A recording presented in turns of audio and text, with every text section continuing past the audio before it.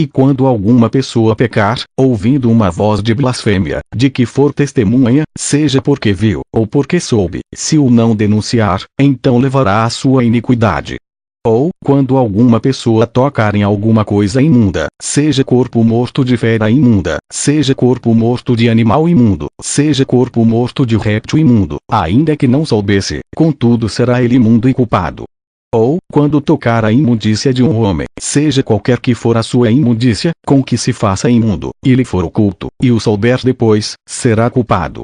Ou, quando alguma pessoa jurar, pronunciando temerariamente com os seus lábios, para fazer mal, ou para fazer bem, em tudo que o homem pronuncia temerariamente com juramento, e lhe for oculto, e o souber depois, culpado será numa destas coisas. Será, pois, que, culpado sendo numa destas coisas, confessará aquilo em que pecou.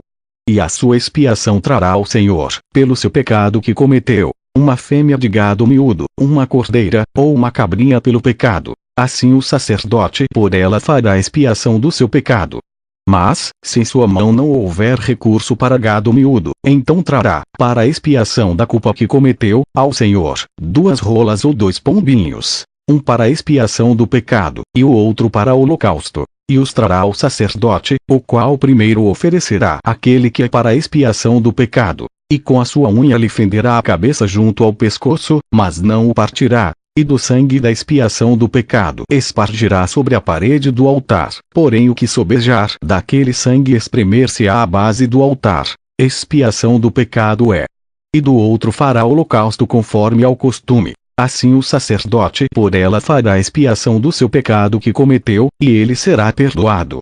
Porém, se em sua mão não houver recurso para 2 rolas, ou 2 pombinhos, então aquele que pecou trará como oferta a 10ª parte de um efa de flor de farinha, para a expiação do pecado. Não deitará sobre ela azeite, nem lhe porá em cima o incenso, porquanto é expiação do pecado. E a trará ao sacerdote, e o sacerdote dela tomará a sua mão cheia pelo seu memorial, e a queimará sobre o altar, em cima das ofertas queimadas do Senhor. Expiação de pecado é. Assim o sacerdote por ela fará expiação do seu pecado, que cometeu em alguma destas coisas, e lhe será perdoado. E o restante será do sacerdote, como a oferta de alimentos. E falou o Senhor a Moisés, dizendo: quando alguma pessoa cometer uma transgressão, e pecar por ignorância nas coisas sagradas do Senhor, então trará ao Senhor pela expiação, um carneiro sem defeito do rebanho, conforme a tua estimação em ciclos de prata, segundo o ciclo do santuário, para a expiação da culpa.